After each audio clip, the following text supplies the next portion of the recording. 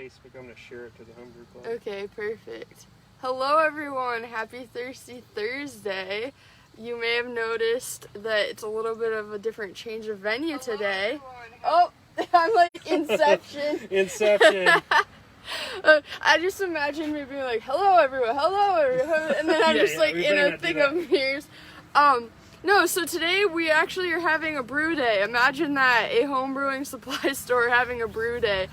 Super excited. I got Zach here with me. He's from Firelands Homebrew Club.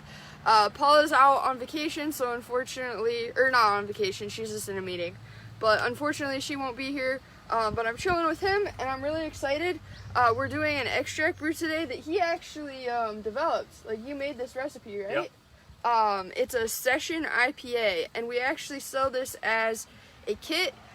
We don't have any made up right now, so I'm not sure if it's up on the website, but we do have the ingredients for it, so if it's up on the website, you can get it. If it's not, you can still get it. But the code for today's promotion, actually, I'm still doing the hard seltzers, just because people seem to really like the hard seltzers, so I'm running it over from last week. With code FRESH, you can get 10% off any of the Mangrove Jack's hard seltzer kits, and you guys completely sold us out of the raspberry. Nice. So now we have lemon lime, and we have, let's see, lemon lime, raspberry, and pineapple. So we have the lemon lime and the pineapple left. So see if you can sell us out of those. Code FRESH for 10% off. And we have brought the water to a boil, and the first step is going to be adding the liquid malt extract here that we've been soaking in hot water so that it comes out better. So I just dump it in. Yeah, so it's a little less viscous now, so it's going to pour really nice, but we've got the burner turned up pretty high, so what we're going to do is just kill the burner. We're going to do that so that we don't scorch this while we're dissolving it. Okay. See, last time I was brewing, I don't think we did that, and it wasn't very good.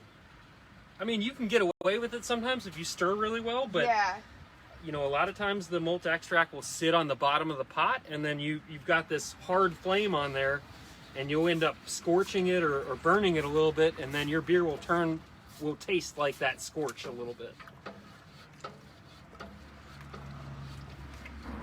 Oh yeah, that comes out really nice, huh? Yeah. Now this is extra light malt extract. We're also going to be adding a can of light, and it's 3.3 pounds. Yeah, and you gotta make sure you stir it, right? Yeah, we want to stir it, get it all dissolved in there, so that we can relight the burner and get the boil back up without that syrup sitting on the bottom of the pot, which it seems like it's doing a pretty good job there. Now, can you talk a little bit about what you're explaining about the partial boil? Yeah, well, and there's two things that we should probably say, because we're jumping right into the brewing process. So we've got our... Yeah, so number one, clean and sanitize everything. Which I spent about an hour and a half doing before he got here. Yes, you can see we've got a big bucket of sanitizer and a bunch of stuff in here getting sanitized. That's number one. Although you don't have to sanitize the boil kettle. Anything that's going into here right now is what we consider hot side, so we're going to end up boiling it. So you don't need to sanitize it. The sanitization will come from boiling. I did clean it though, because it was pretty dusty. Yes, that's good too. We need to brew more. Going. There we go. Okay. The other thing that I was going to mention is that so today we're brewing an extract batch, which is the simplest kind of home brewing that you can do. And this beer is actually even simpler than some extract batches, because you notice we don't have any grain here. Mm-hmm. So a lot of extract recipes will have you steep a little bit of black patent malt or crystal malt or something like that in order to extract some of those caramely or those coffee flavors. But this is a really simple recipe. We're not really looking to emphasize the malt at all. That's why we're using some very light malt extract and not using any steeping grains. This is a session IPA, so we're going to hit it pretty good with late additions of hops in order to enhance the hop flavors. and but we're not actually going to be adding in any boiling hops or anything like that for like, you know, typically if you're making a normal IPA, you would add in a 60-minute addition, Right. and then you would boil it for the entire time. Yeah, this recipe was really simple. I kept reading through it like, wait, am I missing steps here? Like, I wanted to make sure, because yeah, normally you'd steep the grains and then add the hops at different times and everything. But this keeps it really simple. So we're also doing, Courtney is asking about the partial boil. So we're doing a partial boil today, and what that means is that, so we're trying to yield 5 gallons of finished beer, like most homebrew recipes do. But if you have a smaller pot, you actually normally do a partial boil. I started out partial boils for the first 6 or 7 years I was homebrewing. And what all that means is that you're only boiling like 2 to 3 gallons of wort, and then you're topping off with cold sanitized water, cold, you know, not water from your tap, but something that you've boiled or distilled water from the store, or something like that. We have something like this. So for a partial boil, it's pretty convenient to do. You can get away with using only, you know, here we've got a, what is this, probably a 10-gallon pot? I believe so. 8 or 10 gallon. Yeah. So it's more than enough. We're hitting the critical moment where if you didn't have a big pot, you might end up having a boil over. So I'm sure you guys are maybe familiar if you brewed before, but you can.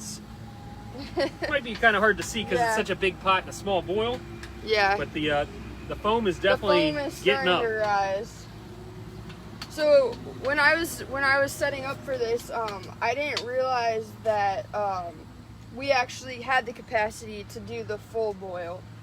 So otherwise we could have done that, but I just put half of it in there because that's what the instructions called for, because our instructions are going off the assumption that you might have a smaller pot, just like to be safe so you don't boil over. Yeah, and so there are advantages to, the main advantage to doing a partial boil is that you can get away with a smaller pot and you have less chance of boilovers in a big pot like this. Like we can almost not boil over. I mean, I hate to say that because that's a risky thing. Last time we were brewing, it got right up to here, and Nick was like, turn it down, and I was like, okay, and I turned it up because I just panicked, and it started, and I was like, and then I turned it down, and I got it just in the nick of time. It barely, yeah. I was like, it's all part of the fun, right? And we're outside. Yeah.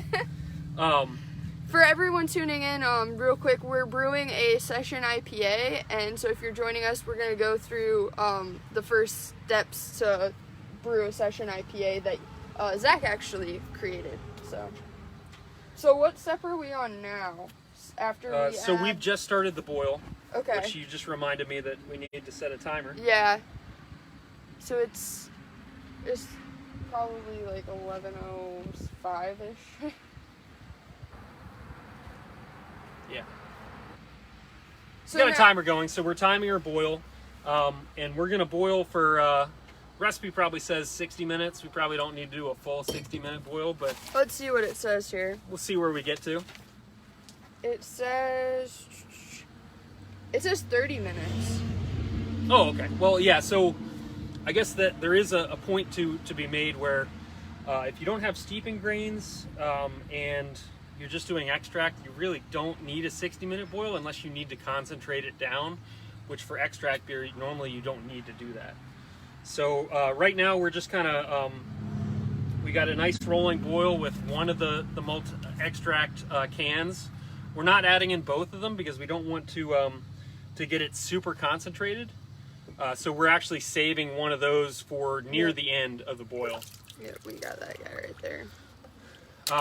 The disadvantage to the disadvantage to doing a partial boil is that you lose hop efficiency. So if this recipe had a 60-minute addition and we did a partial boil, you would get fewer IBUs. You'd get less bitterness from the same amount of hops as if you did a full 6-gallon boil or something. Right, like which that. with an IPA is kind of what you're going for. Yeah. So if you're trying to get bitterness, and that can mess with your recipe too if you're varying those things. The IBUs on this are 25 to 35. Yeah. So that's actually pretty low for an IPA. Well, because the other thing is too that IBUs are balanced with the gravity of the beer. Okay. So 25 to 35 would be very low for a normal strength IPA. But so like because a 6%. it's session. But because this is like 4.5% beer, the 20, it's going to be around 30 IBUs. That will be somewhat bitter. Just because it's a lighter beer. Okay. Where that's interesting. Yeah.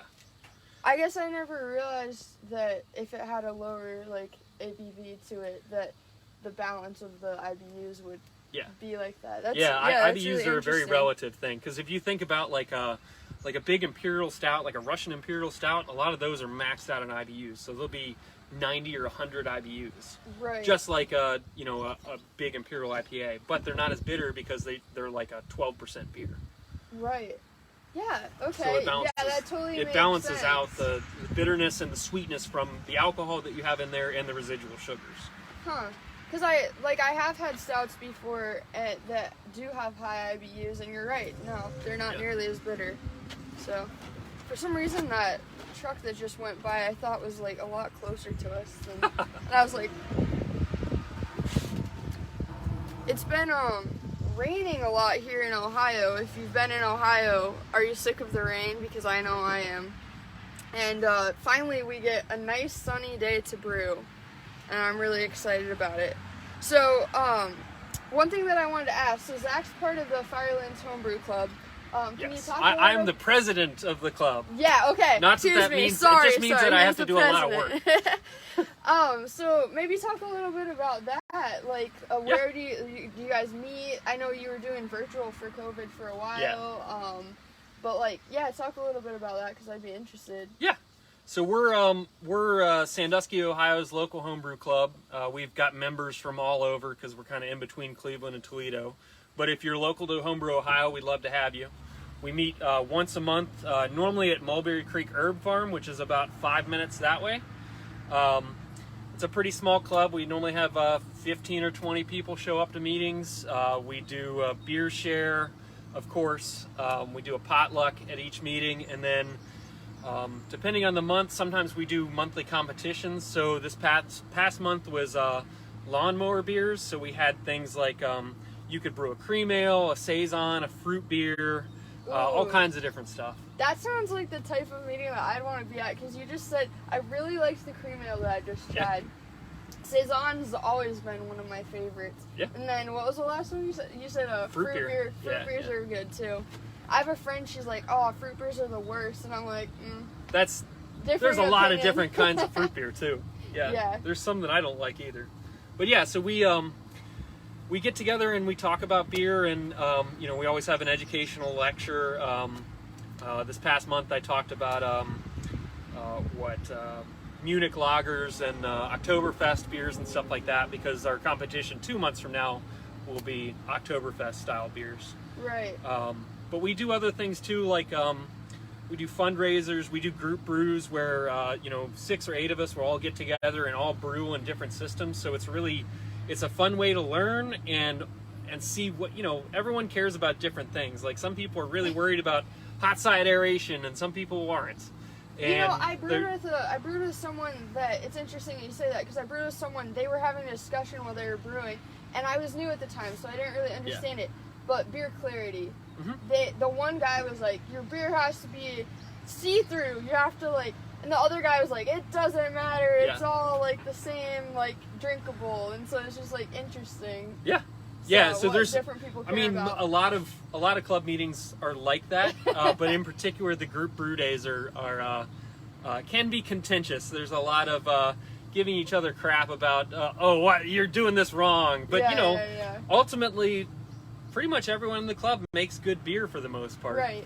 And we do other things too with I bring in some of my beer that goes bad, because it's helpful to be able to taste off flavors. Like you can read all you want about diacetyl or acetaldehyde or something like that, but until you actually get the palate recognition for it, it's not that helpful. Let's see. So we got a comment here. Someone says the rain sucks. The website says that you guys aren't open to shop. I'm pretty sure that I updated it. I apologize if I didn't update it, but yeah, we've been open for a while. So if you have the time, stop on in. We'd love to see you. Yeah, by chance, where on the website did it say that? Because that's not something that I want. Something you need to go fix. Yeah. Well, I know with COVID it was like hard because we were trying to fix so many places we had put things. A lot of adjustments. Yeah, and literally just the other day, someone mentioned that our website had still said that we were doing masks. And I was like, okay, I gotta take that down because of whatever. But yeah, sorry about that. We'll try to keep it updated. Frank says, thanks, see you soon. Sweet. Yeah, they're open right now. We're open and now. if you come around the corner, you can come see us. If you come around the corner, you can come see us brewing. But yeah, so you bring in your bad beers so that people can experience firsthand like what that experience is. You get some recognition for that off flavor, and that can help you diagnose problems with your own beer. Because if you can figure out, oh, this has diacetyl has only a select few causes. And so you can go and start addressing those causes and make your beer better. So what's one cause that would cause something like that? So actually at this past meeting I brought a beer that had a lot of diacetyl, which is like a butterscotch taste. Okay. That's an off flavor in beer. And in this case it was because I was trying to push a beer too quickly. Okay. So I ran out of time to ferment for the competition. So I made a saison and tried to turn it around in 6 days, which that it just doesn't really work that well. Yeah. There's a select few beers that you can do that with. So I wanted to be a little daring and tried to push it, and so I bottled a little bit of it and brought it in. I force carbonated it, but it was just too young. It had not enough conditioning time, so it was just a diacetyl bomb. It tasted like butter, and it did not do well in the competition either. Yeah, that's something about homebrewing that new homebrewers I think don't think about a lot, right? Like you have to plan your brews for a month or two in advance and give yourself enough time, because I know, like, for me, when I'm trying to get people like, hey, you should be thinking right now, like you said about Oktoberfest and whatever, people still have their mind on summertime. It's summertime, you know? And then they get to the point and they're like, oh, it's October, I should brew a beer for, Halloween, for Oktoberfest, blah blah, and it's too late, right? Yeah. So, if you're listening and you want to brew an Oktoberfest beer, like, get on that within the next month or so that you have time to do it. Yeah, it needs to be real soon. Yeah. Did we want to try some of the stuff that you brought in? Yes. I'm excited. Let's have a beer. He brought me some goodies. Hopefully it won't taste like a stick of butter. No, hopefully not. Although I like butter, so. That's the thing. It is kind of subjective, and diacetyl is an okay flavor in some styles. Yeah. Do some people argue that, like, oh, it's good, you just have to like it? I haven't seen too many people make that argument, but there are people who enjoy the taste of diacetyl. Huh. And there are some things where, in like British bitters and stuff like that, low level of diacetyl is okay. That's a cool growler. So, Courtney's going to try her first smoked beer today. I am. Smoked beer. Smoked beer. So what does that mean? So, historically speaking, like 300 to 400 years ago, all beers were smoked, or most of them were smoked, because the only way we had of drying malt out was to do it over an open flame. So what that means is, so your malt is, so in more modern times, your malt is dried in an indirect method, so the malt's not smoky. Yeah, but they put it in like a drum, right? Yeah. So it doesn't have smoke directly getting to it, and it's not wood fired anyway. But this is a Polish style beer called Grodziskie. Grodziskie. I have a friend that's Polish. She'd probably be excited to drink something like this. Cheers.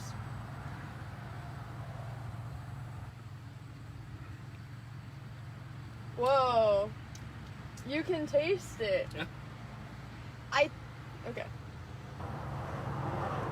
So this beer is made with, so this is a Polish style beer. It's made with a whole lot of oak smoked wheat, which I bought right here at Homebrew, Ohio. Hey. So it's you can see it's pretty light. You may be used to, if you've had a smoked beer before, a lot of times they make smoked porters or it's pretty Rauch light. beers, which are like a dark German lager. This is a very light, summery kind of beer. This is my favorite beer for grilling. This is delicious. Like, Thanks. not just like, oh, like, I feel like every new beer that I try, I'm like, oh, this is really good. No, this is, like, very good. Yeah. Is very better than really? I don't know. You can taste the smoke to it. Yeah. So it's light. It's not really hoppy, but it is actually dry hop. That's why it's kind of hazy. But it's all using noble hops, using Satz hops from the Czech Republic, and it's fermented with just a clean ale yeast, so it really lets the smokiness of the beer shine. But it's not powerfully smoked. No. I mean, like, if you hadn't have told me, and just like on the nose smell of it, I wouldn't have like smelled too much smoke to it. But then, like, when you drink it and smell it at the same time, it's like. Yeah, that's very good. Thanks. Yeah, so it's just and it's like 4% alcohol, so you can drink a few of them while you're grilling, and it's just nice, light, refreshing summer beer. It's like your lawnmower beer that you. Oh yeah, yeah, for sure.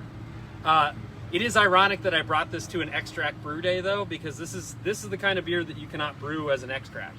Right, because you have to have this because you have to have oak yeah. smoked wheat, and no one makes that in extract form. Right. This is a very niche style of beer. I don't even know how you would make that in extract form, because real tough. Yeah. I mean, you could do smoked steeping grains, but like this is a very lightly smoked malt. You know, this Right. is the oak smoke wheat is something like 80% of this malt bill. Now, did you say earlier that this isn't a style of beer that many people like? Yeah, it's I mean, like a pretty. Grodziskie itself is a very niche style. Like very Yeah. few people make these.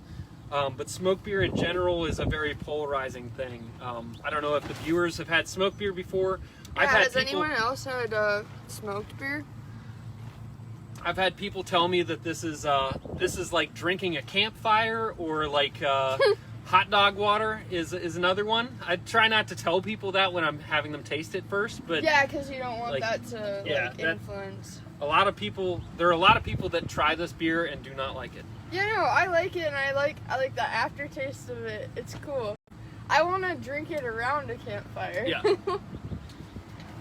Brian is saying that you make great beer and you're a knowledgeable resource. Oh, thanks, Brian. Is he in your homebrewing club? Yeah. Nice. Brian actually actually he might not know this, but Brian co-won the competition this past month. I've been meaning to text you, Brian. Hey, congrats, Brian. What did he make? He made a hibiscus saison that turned out really nice. Okay. Yeah. Cool. A little bit of tartness and a little redness from the hibiscus, and otherwise it just had like the classic pepperiness from the saison yeast.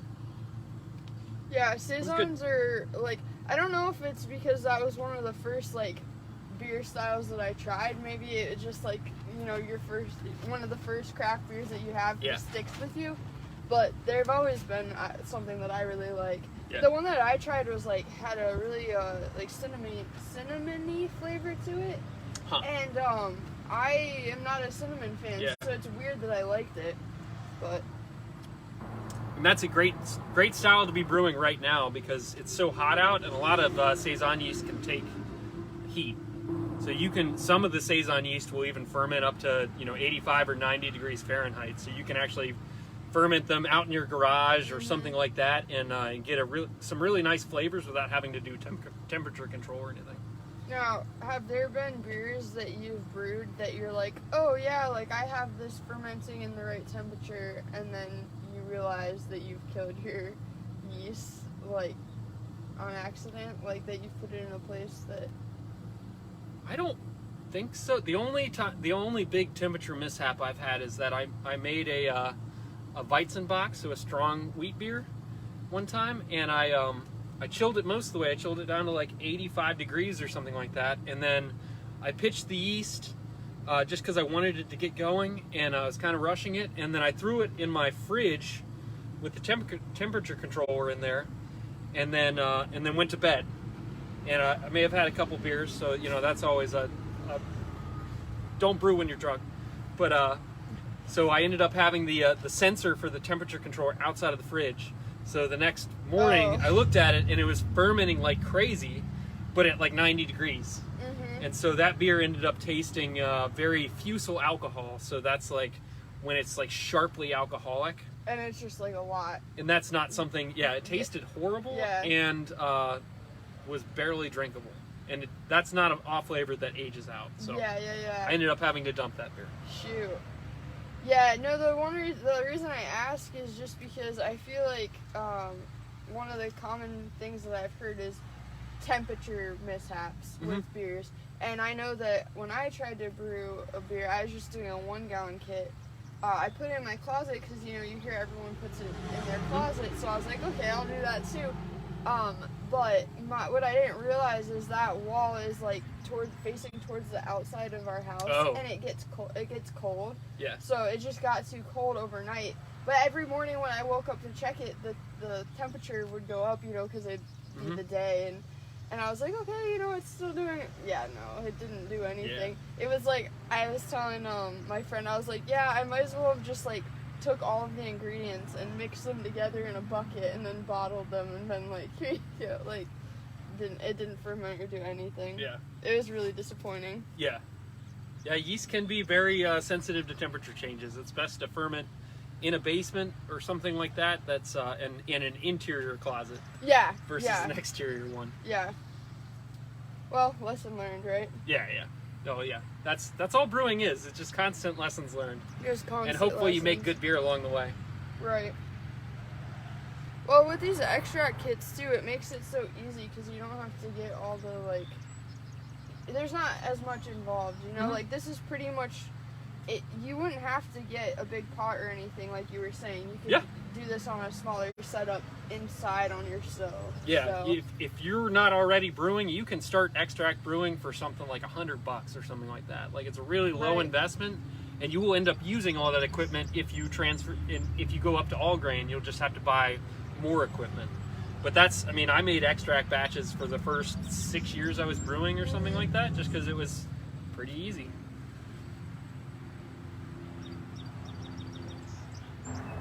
And those are the kinds of things too that we do at the Homebrew Club is, try and do brewing events where people can come and hang out and see us brew and ask questions and learn about things. So. I was gonna mention your shirt. For anyone that is looking at his shirt, Firelands Homebrew Club, and is super jealous. Oh, it's got the back too. We actually are planning on putting in an order for our own Homebrew Ohio shirts, similar to the work shirt type of a style. So those plans are in the works. I'm really excited because I get to design them and everything, and then we're gonna get some just regular short sleeve t-shirts in, some sweatshirts, and then we actually are thinking about potentially doing a baseball sleeve type of a shirt. So really excited for some new Homebrew Ohio apparel in the next probably couple of months because it takes a while for them to be produced. But yeah, so if you are local, for anyone that's watching local, the apparel, we generally don't put that up on our website, so you can stop in and buy that in the store. But we also do have plans to try and get it up on the website once we get this new batch in. So that's exciting. Nice. It's our website is kind of fun to put apparel up on because the way it's designed for sizes, they want you to list small black men's t-shirt. Oh, you have to do and each then of those make individually? Yeah, and there's a way to work around it, but we didn't we had so few inventory on our last set of t-shirts. By the time we got to putting it up, we were okay, we're just gonna start fresh for the next batch. Fair enough. And figure out how to not do that. I still I'm losing the smoke on this now. Yeah, you do kind of get used to it. After a while, right? But then I feel if I put it down and I picked it back up again and drank it, it would come right back. Yeah.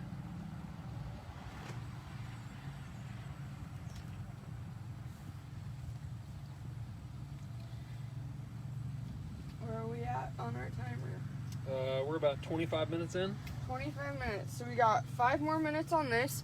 for anyone that's just joining, we are brewing a session IPA, about 4.5 to 4.7 ABV. It's a recipe that Zach here developed himself. It's an extract brew, and yeah, we're about 25 minutes into the boil, and then we will terminate that, right? We terminate it, or do we? So there's a couple of things that we need to do left. Okay. And you know, the 30 minutes thing is a loosey-goosey kind of thing. Like, it doesn't need to be exactly 30 minutes. Okay. We can go a little bit longer. So typically, Courtney's had the our chiller sanitizing. Yep. But the other thing that you can do is typically what I do is I just take the chiller and just stick it in there and start sanitizing it. So you can do that with your chiller and your spoon if you've got a metal spoon. You can probably do it with a plastic spoon too, but I wouldn't. Yeah. But yeah, since we're on the hot side, you know, we haven't cut off the boil yet. Everything that's going in there is boiling. So you can go ahead and stick the chiller in. I normally do this with 15 minutes left in the boil. And that's when I'll also hit it. I typically will add in a little bit of yeast nutrient, which is just kind of like cheap insurance. You don't need it, but it's cheap. And I'll also, now is when you'd add in fining agents like Irish moss or something like that. Or like, what is the other? Super moss, or there's one other one. Anyway, fining agents meaning something that's going to help clarify your beer. But we're not doing any of that. Because this is like pretty simple. The easiest kind of batch you'll make. But it won. It won did, our yes. Our contest that we had. Man, that's like a couple years ago now. Right? Yeah, it was 2 or 3 years ago. Homebrew Ohio invited the club to come and do a collaboration extract beer. And so what we did is club members made a bunch of different extract beers, and then we tasted them all blind. So we didn't know whose beers were whose. We just each, like, a growler and a number. And then the staff here at Homebrew Ohio and club members all got to taste each of these beers, and then voted for, you know, picked their top 3. And then, you know, we pulled all the votes together, and my beer ended up winning.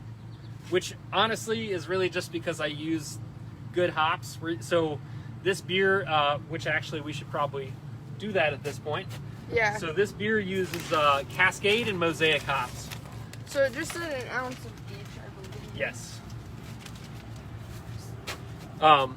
So these are 2 American hops, and you guys probably are familiar with both of them. Cascade is like the classic American hop. It's been around since the 70s. That's what made Sierra Nevada Pale Ale popular, and has been widely used for many, many years in American brewing. Mosaic is a much more recent beer. Yeah. It smells so good. I want a candle that's made out of this. So the best way to do this too is, you can smell the bag, and this bag smells great, but you want to heat up the hop oils a little bit. So if you take a small hop pellet and just rub it in your hand. Dude, my hand's gonna smell so good too. It'll release more of the hop oils. Yeah, my hand smells delicious now. Oh yeah. So Mosaic is a much more modern hop that's got like big tropical fruit flavors. Cascade is I was gonna say that one didn't smell nearly as. I mean, I was just smelling the package, but yeah, Mosaic is like really pungent. Yeah. This is used in a ton of New England IPAs and a lot of different kinds of like hoppy American beer. Mosaic is one of the most popular and sought after hops, whereas Cascade is a little bit of an older, like classic kind of hop that gives you more like pine and grapefruit. But in combination, they can do some nice things. So cool. So just add it in there. Do we have to stir during this? No. You're not going to burn the hops. Just throw them in there and make sure. This is a good point in time to make sure that it doesn't boil over, because you're introducing a bunch of nucleation points in there. It completely changes the smell. That's what I remember about brewing all the time. Is like once you add the hops, it's completely different. Okay, so let's see. So, and these are in for 5 minutes. So I'm just going to start. Yeah. You know, our boil will end up being something like 33 minutes or something like that, which I'll write down in my brewing notebook. But all I care about really is that they're in there for about 5 minutes. So I just started a timer for 5 minutes, and we're good to go on that. So yeah, really simple. Like I said, like anyone that's just joining, we're not steeping any grains. We're not doing any, like you said, the, what is it, Finings? Finings? Finings. Yeah. Yeah, we're not putting any finings, like literally just adding hops. Yeah, and we're adding in hops towards the end of the boil. There are no boil hops, so we're not going to extract a lot of bitterness. Oh yeah, we need to add that in too. We do have to put the second one in Yes, though. we do need to add in that. That can be right at the end, but yeah, you can open it. I'll open it. So we're adding in hops at 5 minutes. Those hops are going to give us mostly flavors from the hops, but we'll get a little bit of aroma, and we will get some bitterness. But again, like we were talking about earlier, we don't want this to be a particularly bitter beer. It's a session IPA, so we want the bitterness to match the level of alcohol in there. So it's only going to turn out to 25, 30 IBUs. That will balance out in a 4 to 4.5% beer. And because we're doing a partial boil, we didn't add in the second malt extract can yet. We wanted a lower gravity in our beer in order to just not burn things, and also get better usage out of your hops. This is what I typically do if I'm doing a partial boil extract batch. Our can opener is a little bit Yes. a little special. It's not the best can opener. It's not. But you know, it's a can opener. How did you do this? Here, I'll switch with you. Yeah, and it's just caught. There we go. Okay, it was just that I had it at the wrong angle. Yeah, it's definitely Todd, if you're watching, in the theme of every Thirsty Thursday we've had, you're fired. Your can opener sucks. We fire him every Thirsty Thursday for some reason. Even though he supplied the only can opener in Homebrew at Homebrew, Ohio. Thanks, Todd. We love you. Dirty Peasant Brewery says, "Good morning, happy brew day." Good morning to you. Thanks for being here. And if you want to finish your beer there, I can open another one here Oh in a yeah, second. I definitely want to finish my beer. This is my first ever, for anyone just tuning in, this is my first ever smoked beer. And what is it called? A Grodziski. Grodziski. It's Polish. Also, the German name for it is Grazer or Gratzer. But yes, it is a Polish smoked wheat beer. See? And now that I've set it down for a minute, I can taste the smoke You get the smoke again? Yep. Yeah. Yeah, I think the thing that I've learned about my beer preferences, see, it's not just me, it's very difficult. It's a process. I think the thing I've learned about my beer preferences is I like beers, they're just kind of like middle of the road, like where I can just drink them and not really think too much about it. Like I like wheat beers a lot. I like less bitter IPAs, which like sounds funny because like IPAs are full of hops that are bitter, but I like the IPA is a very broad style. Yeah.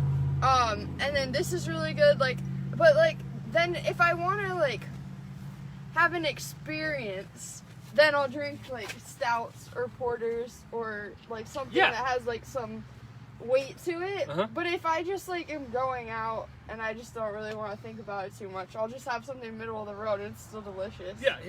You're essentially describing the concept of session beers. Right. So we're adding in the second can of malt extract, and we've turned off the burner again. Yep. And pretty much from here, we're just gonna stir this in. Here, I'll let you do that. Stir in the malt extract. We turned it off so that we don't scorch the malt extract again. I wish that we could display the smell of how it smells Yeah. through the camera. We need smell-o-vision. You know, Google one time for April Fools, they put like a thing online that they like had created that basically, and I was I'm sure like, a lot of people believe it. well, I was like 13, so I was like, whoa, that's Nice. so cool. And then they had like click to smell grass, you know? Yeah. And I clicked the grass. I'm like, I don't smell anything. All right, so that was our timer. So that's convenient, actually. We just cut off the boil anyway, and we don't really need to bring it back up to a boil. It's not super necessary.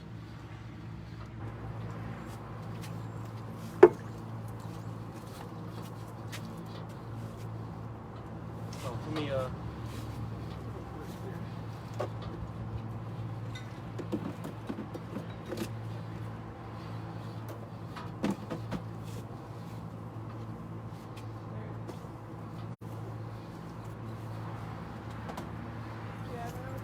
I do. I was gonna say, I didn't think you wouldn't. Now what Came is prepared. Now what is this one? I won't make you play the beer guessing game like I do with club members. Do you do that? Yeah. Well, because the best way to really truly judge a beer is for you to not be biased by what people think. Well, okay. How about this? I'll taste it and I'll tell you what I taste. Okay. Yeah, that's good. No, So- that's the beer guessing game. I mean, you don't have to nail the style or anything like that, but it's really about, without knowing what the beer is, taste it, smell it, see what you think. Like, what is your first impression? It doesn't smell like overly fruity or Yeah. anything like that, or sweet.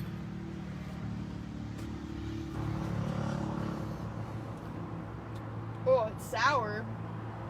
Yeah. Intentionally so.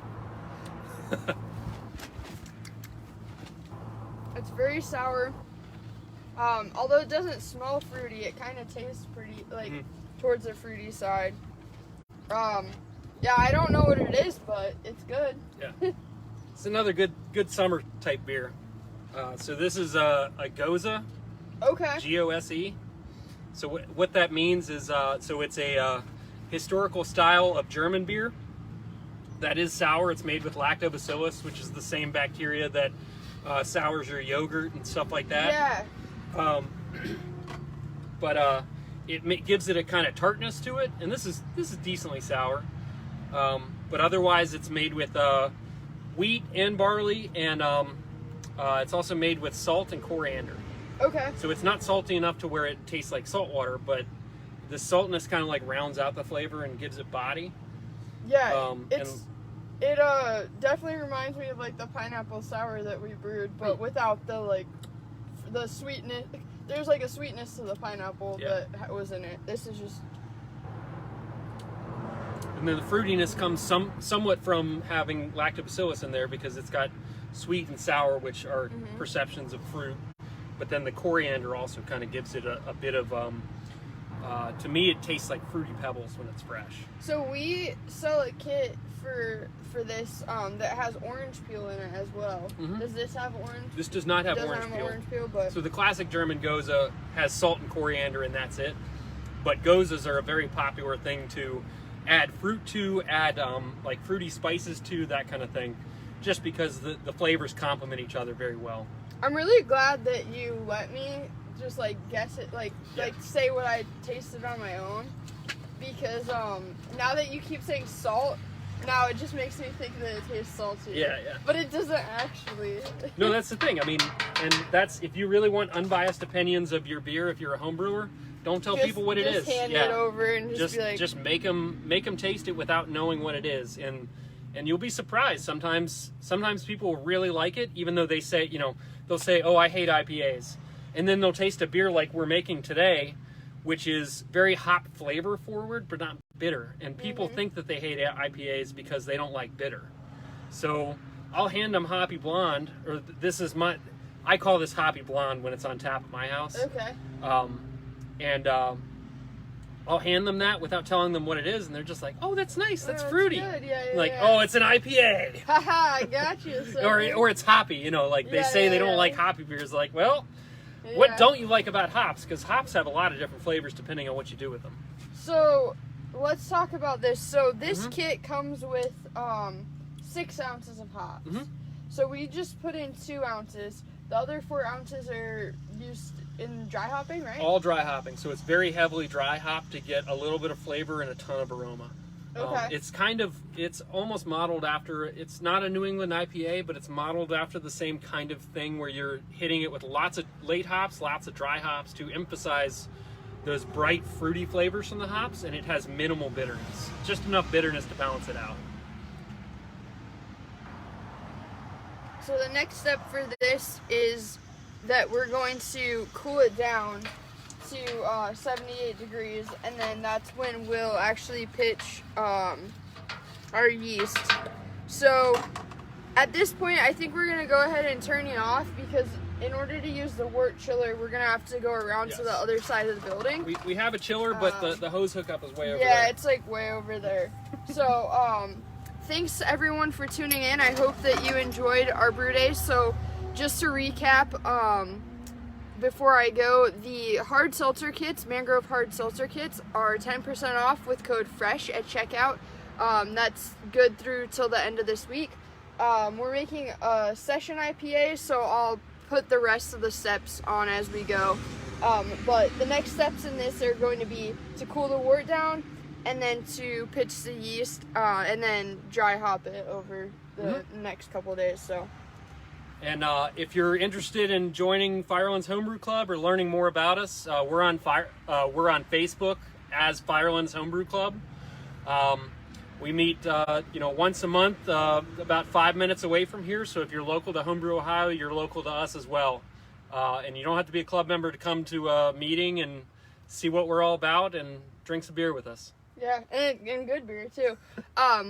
And we do have, this is a pretty exciting thing actually.